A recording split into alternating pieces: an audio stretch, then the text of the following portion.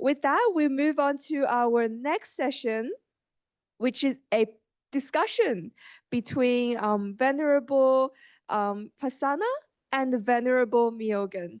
And we have apologies from Venerable Tashi Chodip, who could not join us today, unfortunately. But welcome, Venerables.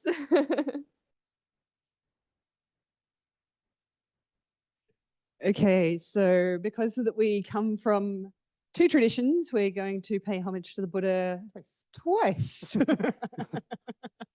So, and in English, so it has a different meaning if we do these things in English. So, homage to the Blessed, Noble, and Perfectly Enlightened One. Homage to the Blessed, Noble, and Perfectly Enlightened One.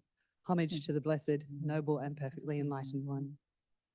And homage to the fundamental teacher, Shakyamuni Buddha. Homage to the fundamental teacher, Shakyamuni Buddha. Homage to the fundamental teacher, Shakyamuni Buddha. Sadhu. Okay, well, here we are. And so we didn't even let you know what the title of this presentation is. And so I'll quickly read it out. We are transcending suffering, embracing truth, a compassionate look at identity, non-self, and freedom from an LGBTQ+ perspective is what we're doing right now. And so my name is Venerable Pasanna, and I use they, them pronouns and the honorific Venerable. I think some of you know me. I'm based here in Sydney, out of Kemaluka, Vihara, and I have been a fully ordained monastic now for 5 reigns. I originally ordained over at Dhammasara Monastery, but I've been here in Sydney now for 3 years, and I've in total been in robes since I was in Anagarika for nearly 9 years now, so some time. What else? I am a complete and utter sutta nerd and a forest monastic at heart and arms mendicant, and these are some of my great loves. I identify as genderqueer, non-binary, and trans, and I guess that's a lot to unpack just there. So we will get into that. I've just met my friend Venerable Myōgen today, but we seem to be getting on just right. So we've decided just to have a very informal conversation about gender and identity and transness and queerness and all that fun, nerdy stuff. So I guess I'll pass over to Venerable Myōgen. Yeah, and they can introduce themselves. Yeah. Thank you, Venerable. My name is Myōgen, and you can find, bios online. But briefly, in 2013, I received ordination in the Japanese Tendai tradition. And then later on, ordination in Taiwan. I really wanted to pursue Vinaya practice and revival in Tendai. Now I've left Tendai. I'm also in a Shingon tradition. So I kind of shift and move. People ask what my practice or my tradition is, and I just say, follower of the Buddha. I think there's something great to be learned from each of the traditions. But now currently I live in Taiwan. I'm visiting. I also just met Venerable Pasanna, and we've been having a dialogue about what to talk about in this panel, what kind of questions to answer and ask, and what our intention and purpose is. And for myself, I thought we would start with our trans journey in a sense, and how that relates to dharma practice. So I also use they, them pronouns. Not all the time. It depends where I am, what country I'm in. Some people will see me how they want to see me, and that's fine. I don't have to engage all the time with this. But for myself, I identify as agender, which I still have to use a label, right? I still have to use words to talk to people about experience.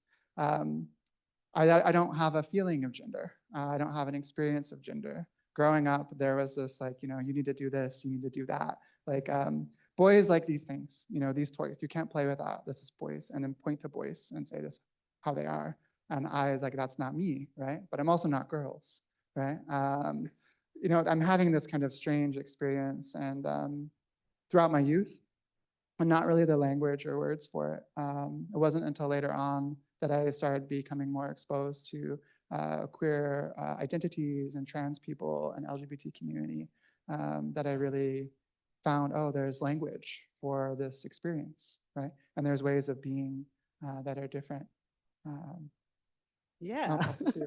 Maybe you can share a little bit about yours. Yeah. So, I think people think of like gender as being like man and woman or male and female on a spectrum going this way. But we've already heard from like Myōgen, there's like other dimensions to this, right?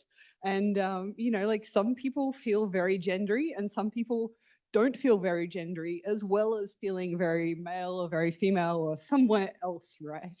And so I'm a reasonably gendery person.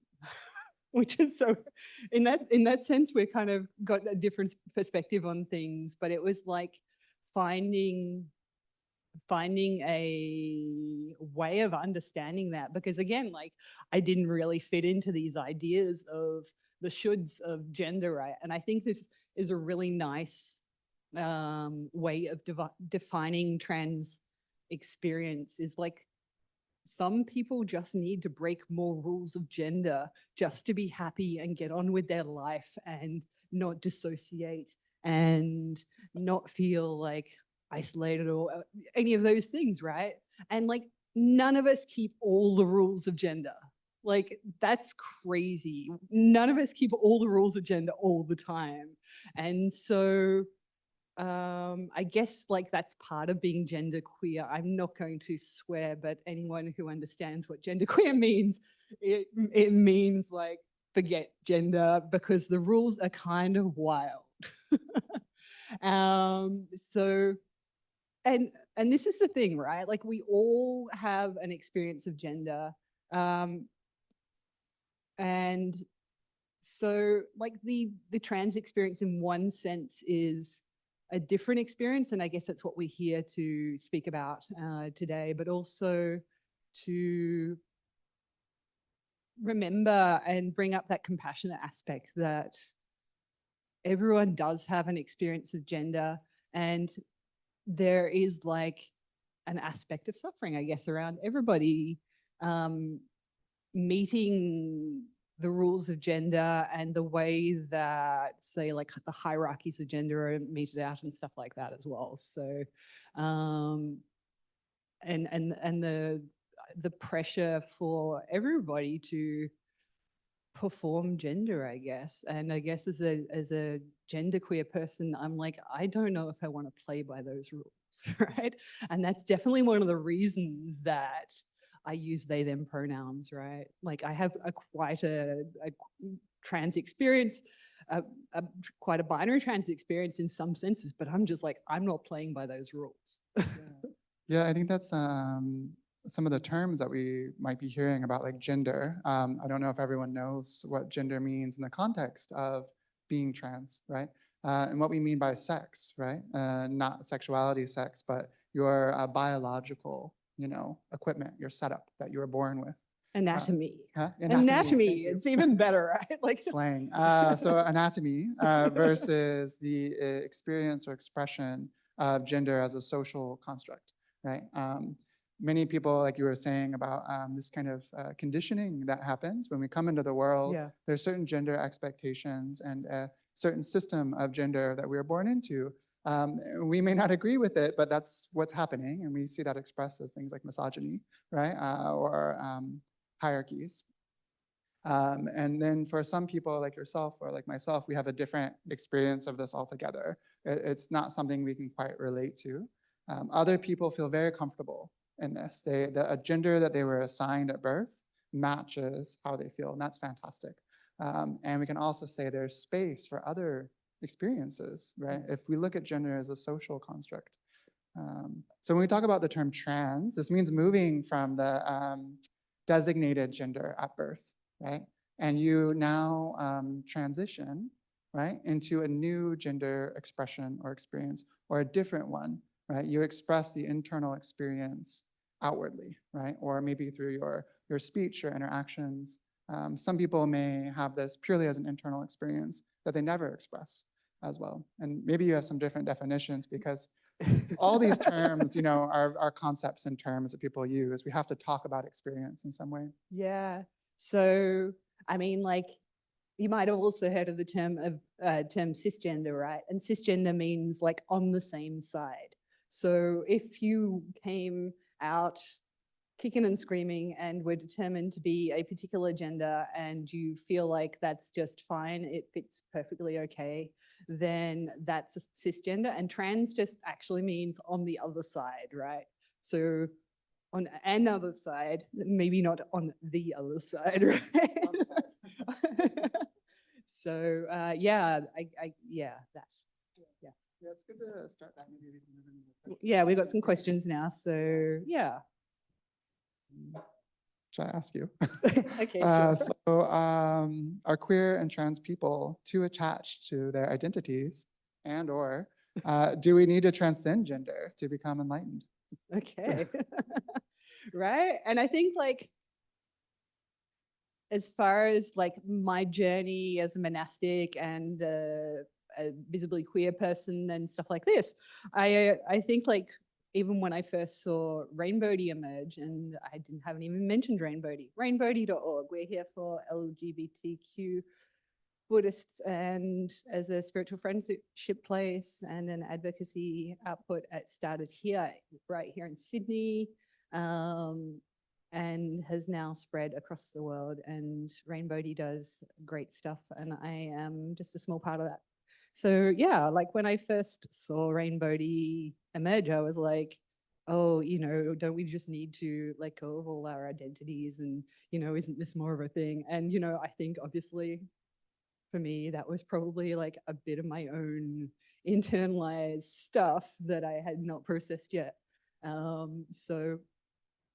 But really, like, we all have identities, and finding that place where we feel comfortable within ourselves is going to be the ground for our dharma practice, right? If we're feeling a distress about who we are, if we don't feel comfortable in our own bodies, we've had lots of conversations here about healing, about spiritual bypassing, about different aspects of identity this weekend. And this has been such a huge part of my own dharma journey as a monastic, to understand this for myself. And this is the thing, like, every single person, it's our own job to understand things like our own sexuality and our own gender for ourselves. It's not something that can be worked out by anyone else. It's like the Dhamma. It's like for us to reflect on and see more detail in and stuff like that. So for me, it's been very necessary to find that place so that I can feel comfortable to practice. So are we too attached to it? I think everybody's pretty attached to their gender, right? Like, if you go to the shops and the next 5 people misgender you, you will know what it feels like to, you will feel the sore spots around your gender for sure, right? There's just, it's just how it is. It is so trained into us from when we were so young. I watch my nephew and my sister and her husband raise their kid, and they're wonderful parents, and they're very, like, respectful of my identity, and have queer friends and associate in queer circles. But it's like the way they praise him, even, it's just like right there from the beginning. Oh, you're so strong, or you're so brave, because it's a boy. It's not, oh, you're so elegant, or you're so beautiful, right? I mean, yeah. So, like, these things are so built into our culture from the get-go. And so then, like, we learn as a certain gender that certain emotions are more acceptable. Like yesterday, Bhante Sujato made the joke about blokes being able to feel. Right? And So it's like that, right? We're socialized. So it might be that people socialized as women, right? They're allowed to express all sorts of emotions, but probably not anger. You probably didn't get very good feedback for anger, right? And for the people who were socialized as guys, then anger was probably like felt okay for you, but maybe like some of those squishier emotions, maybe not so much. They didn't get such good feedback, right? So yeah.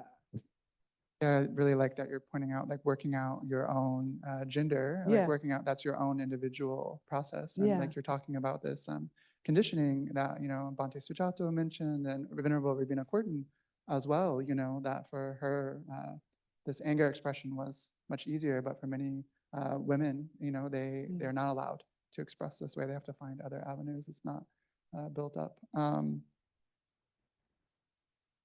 Maybe I talk on this. I'd like to add something to this attached to their identities. Because I've gotten this. People say, oh, you're trans or you're agender or you're queer, blah, blah, blah. You're this culture war thing. You're just trying to make everyone else, change and see you a certain way.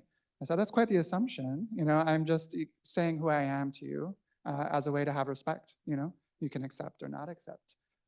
It's not causing me a problem. But it's clearly upsetting other people that I have a different experience or expression. So when this comes up about being too attached to their gender identity, and we were talking earlier, I like to throw this back and say, well, if presumably you're not attached to your gender identity, so then you should be able to change your gender, no problem, every day, different gender, easy.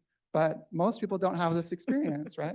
I mean, there are some people who are gender fluid, and that's just their experience, and that's really cool.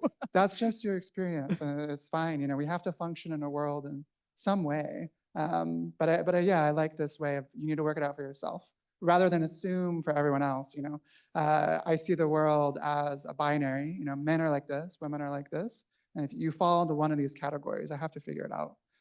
Like we said too, if you go to a different country, gender norms, expectations shift, right? Different families, different individuals have these kinds of things. So we begin to see it as a gender fluid, Yeah, right. Yeah. So everyone's a little gender fluid. Everyone's a little gender fluid. It's just like, and I mean, I think the other criticism around like trans identities is like, oh, well, if you transition and then like, maybe what if you're wrong? Well, like we all kind of get gender wrong at some points in time, right? Like we're not meeting those standards, but also like everybody's gender has changed. Like the way y'all do gender now is not the way y'all did gender back in high school. Like I bet, right? Like that's a pretty hyper gendery time in our lives. And so, I have no expectations that my gender is actually going to stay the same. And like, I don't think a lot of people who don't have a trans experience don't really think about this as even a possibility, right? Yeah. Question. So that's a very good start. So what does non-self and conditionality open up? And what does it close down with regard to queer and trans identity? Like this topic of the day was a bit non-self, right? And how, as Buddhist practitioners, do we connect this experience of gender transformation, right, to non-self? Yeah. I know, I wrote these questions and now I have to come up with answers for them. Oh, okay. So if you want to give it thought, I can answer it too. Yeah, please go ahead, Venerable. I talk about this a bit because my experience of Buddhism was when I was much younger. So also my experience of being trans began, kind of a little parallel to this and kind of asking myself this question. And now at this point, I'm able to see how my own fixation or attachment or the way I locate gender in my identity has transformed over time in much more like tangible ways, that's very obvious to me over time versus other parts of myself where I'm like, oh, I'm like this and I've always been this way, right? And this, this kind of illusion that occurs, right? This history.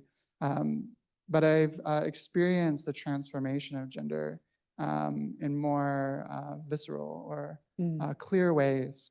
And I think about this, as we were saying earlier, Bhante Sudaso, talking about this checklist, right, of gender being one of those, kind of transient and impermanent, just talking about age and life experiences and interests.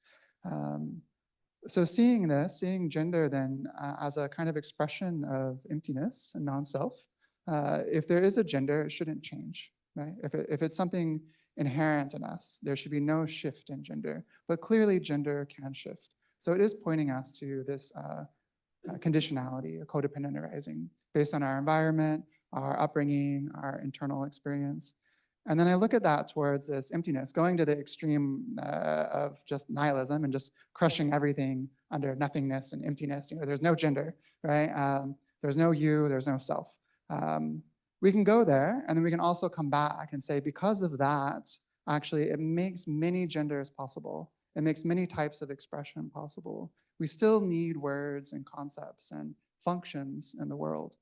So for me, I see this like more as a meditation on non-self or ultimate reality, conventional reality, Yep. right? Being conjoined and being transient, more so than I see it as something that I need to like enforce upon the world or convince other people of. It's my own experience, my own practice. Mm. And I mean, like, we don't really choose this either. That's the other thing. Like, that's more like a not self thing, right?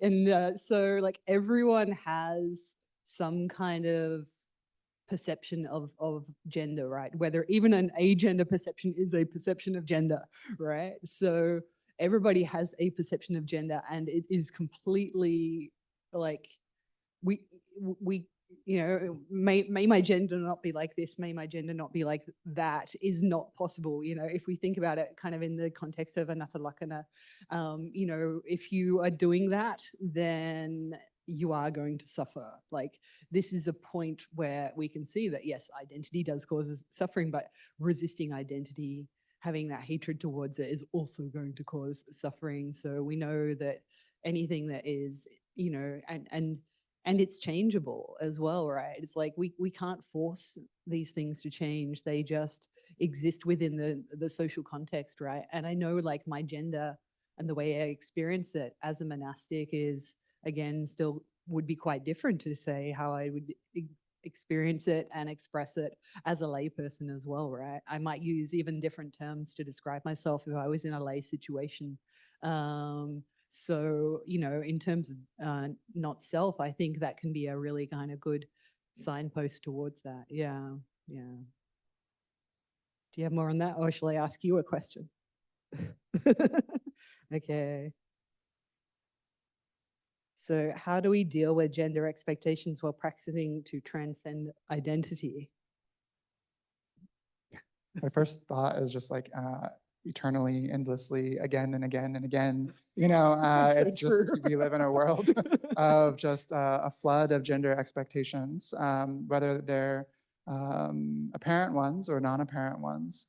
Even moving through spaces, having a conversation with my mother about this. She's in her late 70s. She was like trying to understand transness. Many of her friends are trans women, so she's kind of opened up now to this. And I use the example for her, I said, when you go into a space, is it gendered? And she said, no. And I said, but if you went into a space and it was full of men and you're a single woman entering a space, would you have a gendered experience? She's like, yes, yes, I would, right? I would immediately be on a kind of alert, is this a safe space for me, right? What is the way for me to navigate this space? I mean, that comes right back to the rules of gender, right? It's Right. like, this is something I play with when I'm walking down the street. If like I'm walking down the street on my own from a distance, like people don't know like what my gender is, right? As a monastic, like we dress all the same, and like most people, they only know about bhikkhus and all this stuff, right? And so it's like, if I walk along like this and all small, then I'm going to be the one stepping to the side on the footpath, right?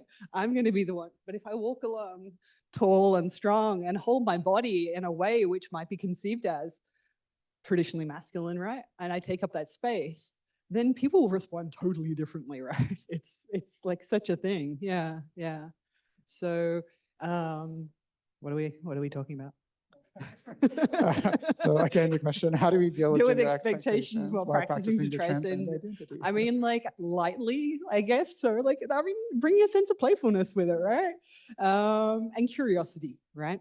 Because I think like this would be a great gift to any trans people in your life, is to be willing to take on their view of themselves, right? Or at least be curious that maybe the way that you're perceiving someone may not be exactly how it is, right? Like we all come with our preconceived ideas about the way things are, but part of our development as Dharma practitioners is to bring up that curiosity to overcome those delusions and bring up more understanding. And this is how we can develop wisdom, right? Yeah.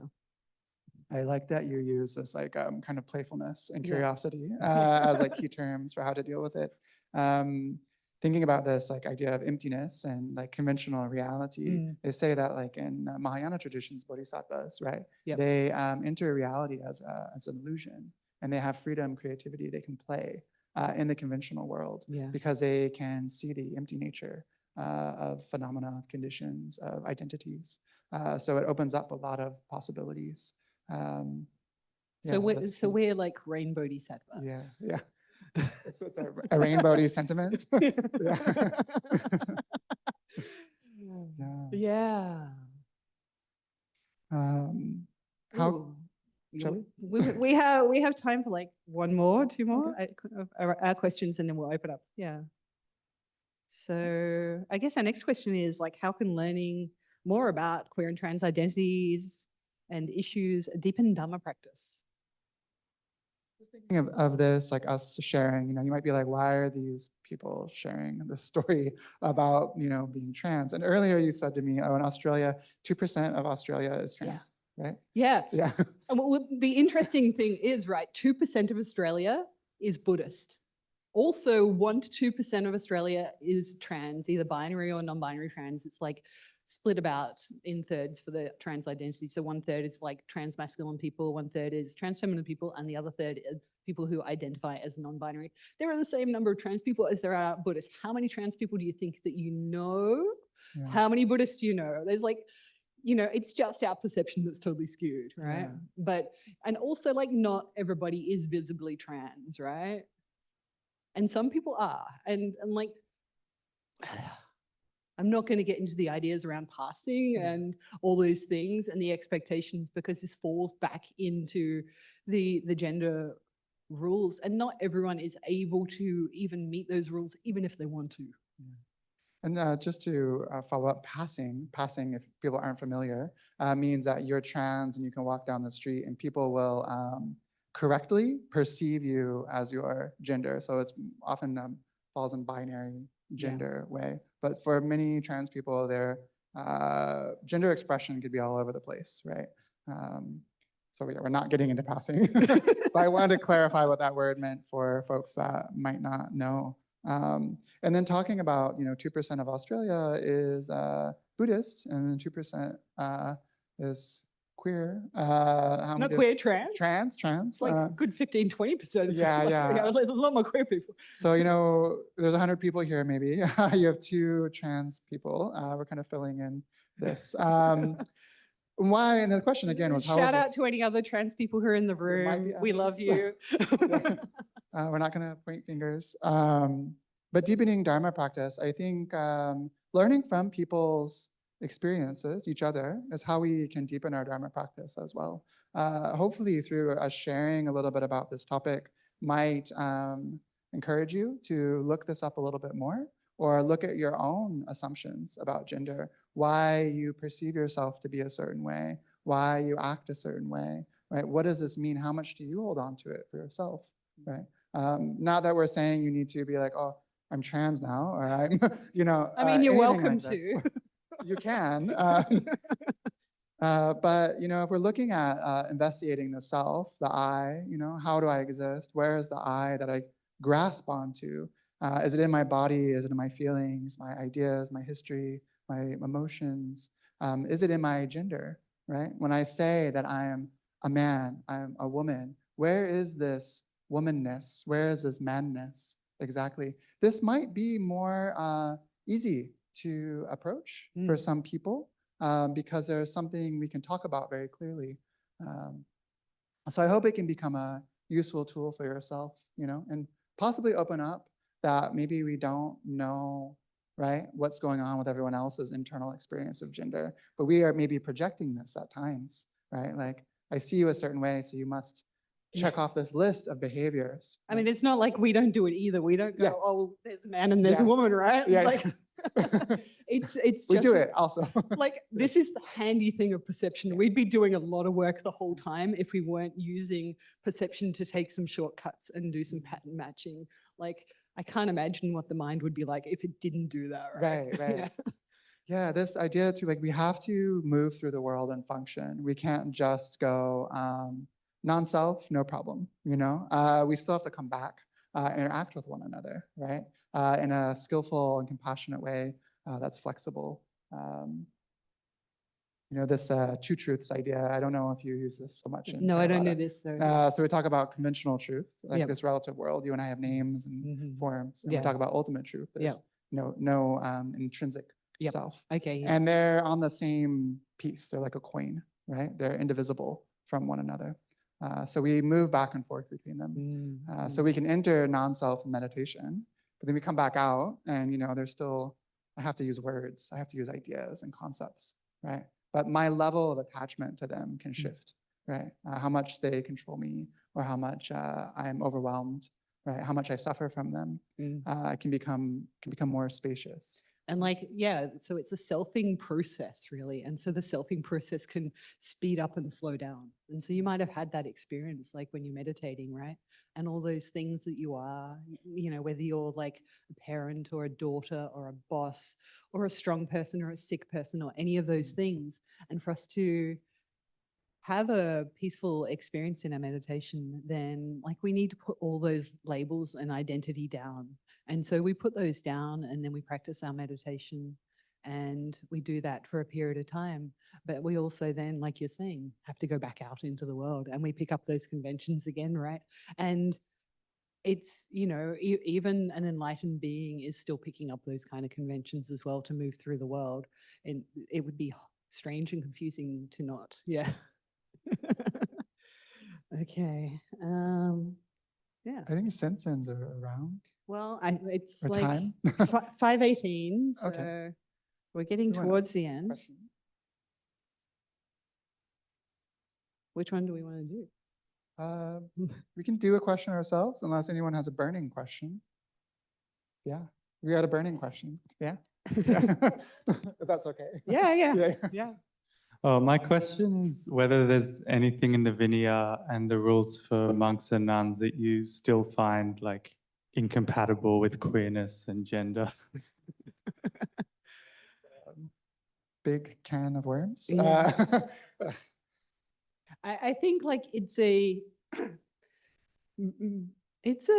learning process, and I think as you spend more time in robes, as you're spending more time practicing the Vinaya, then you learn the different aspects of Vinaya, right? So there is an aspect of Vinaya which is for our own self-restraint.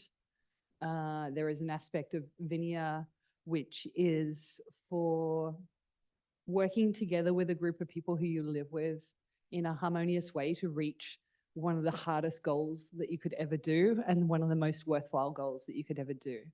And then there is also maintaining faith within the lay community. And all these things are important and all these things need to be taken into consideration in the way that one chooses to practice their Vinaya. And so, it could be easy to go, oh, look, I'm queer and I'm just not going to keep this rule or I'm not going to keep that rule.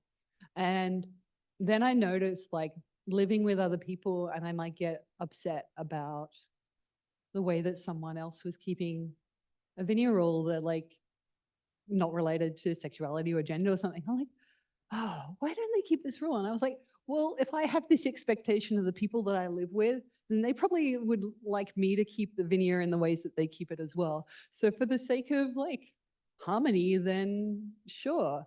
But for the sake of self-restraint, then it's really important for queer monastics to know their own mind and know their own limits as well, I think. Yeah.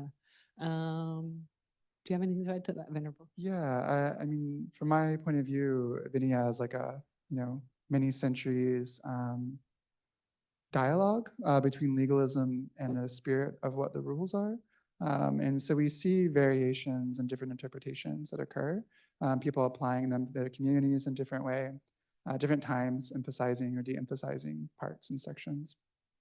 Why we have different traditions of Vinaya as well.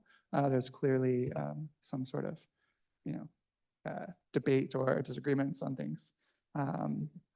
I think in Taiwan too, the way that I find that they approach it is similar. There's some camps that are much more legalistic and some camps that are much more flexible. And even temples or individuals will have their own variations. Gender, of course, comes up a lot there because 3/4, I think, of Taiwanese monastics are bhikshunis.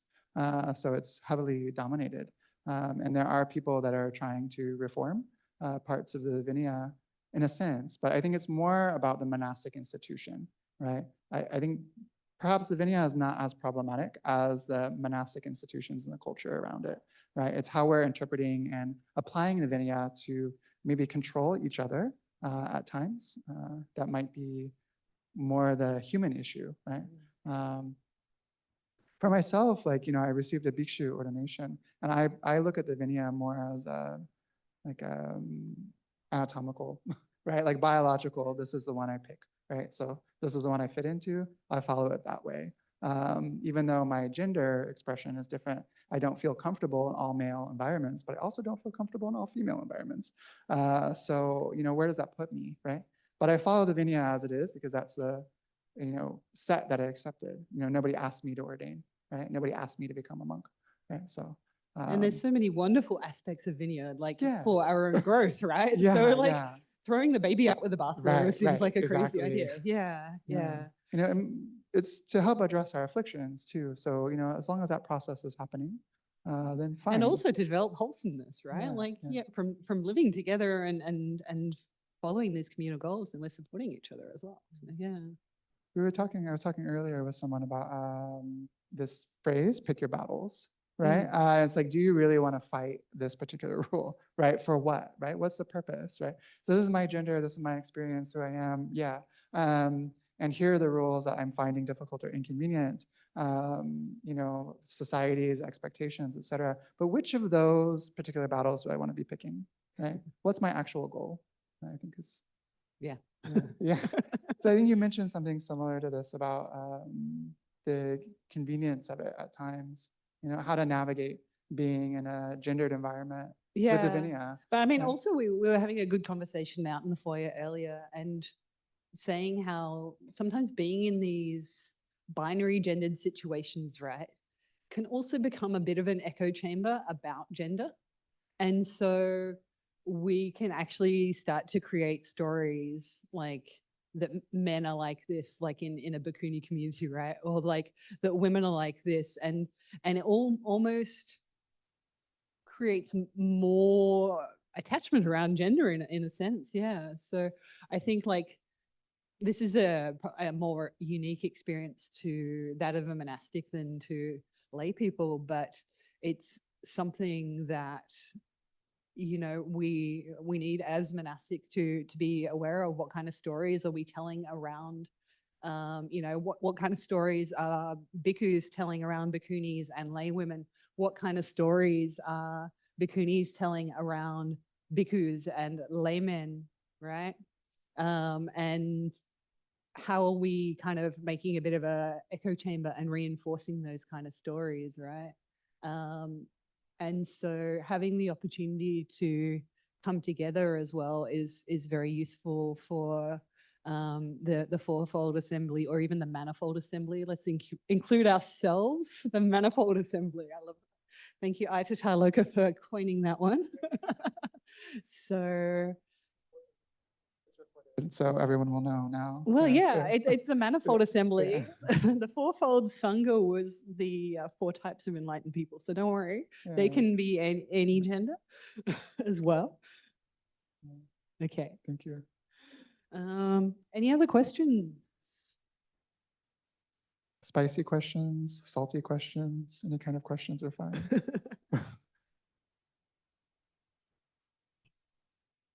you, Cynthia. I was wondering about,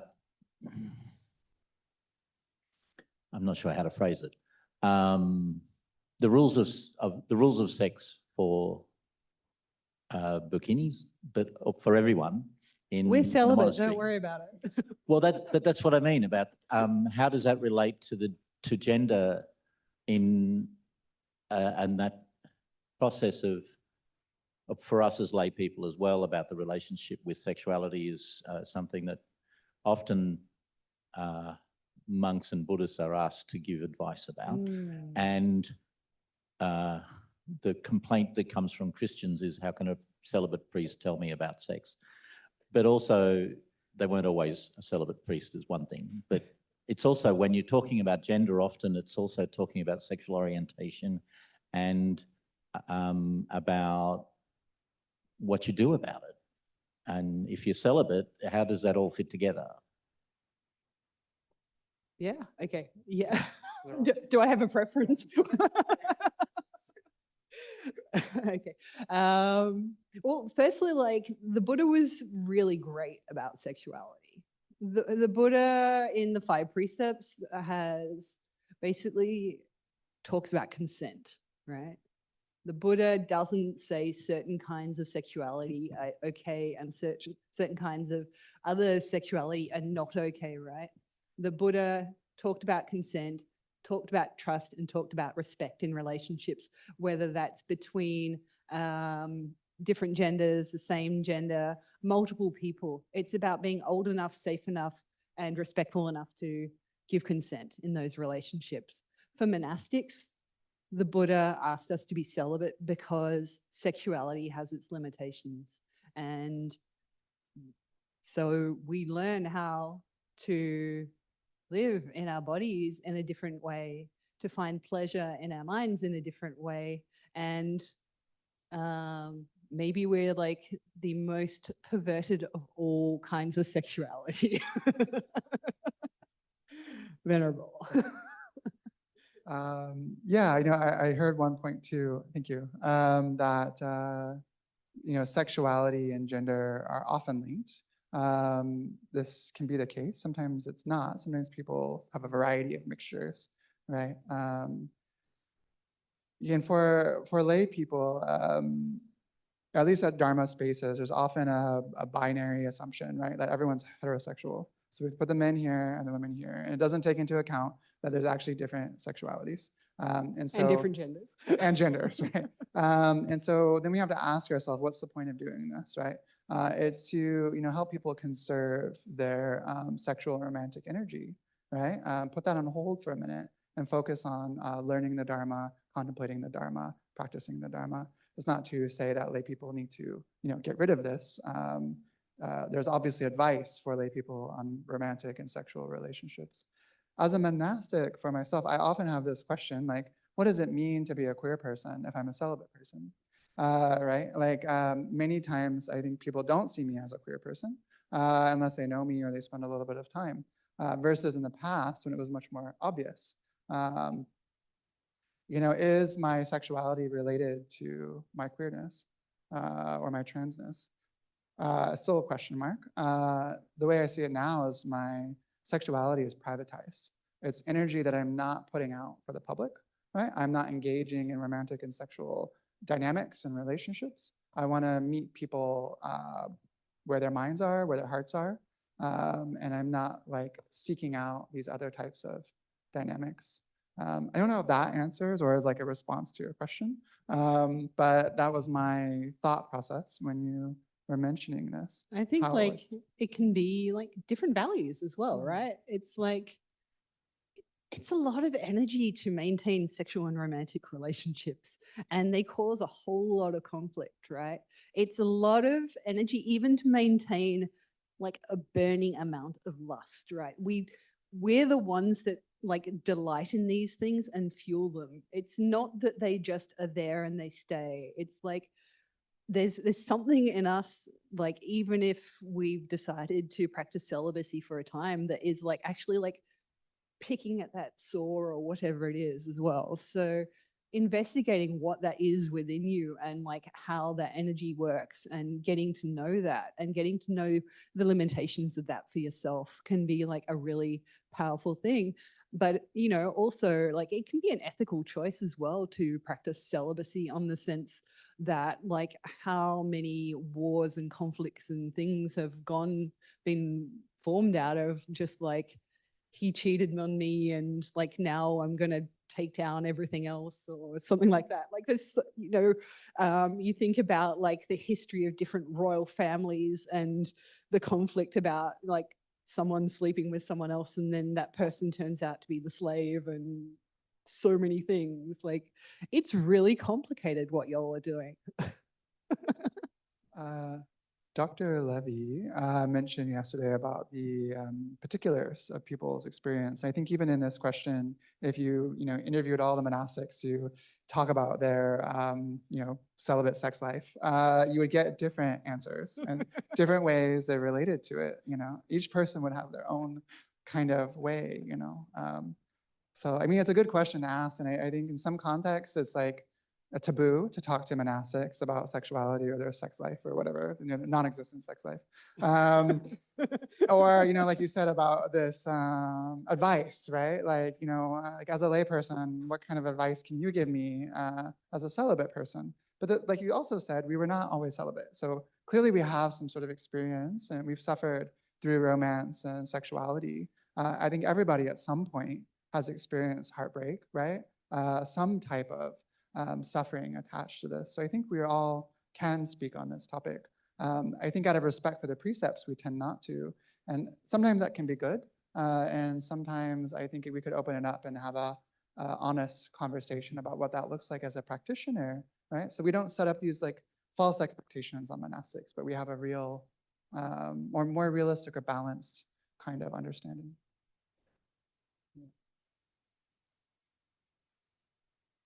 Okay. To me, okay. Are we going to do our last question that was on our sheet, or do people want to? Does anyone else have any burning questions that they'd like to ask? One last one, and then we'll say goodbye. Okay. We're finished. We're finished. Okay. We're being cut off. How about that? Thank you. All right. Well, it was really lovely to meet you, Veneral yes, Myōgen. good to meet you as well. So thank you And- all for listening. Thank you.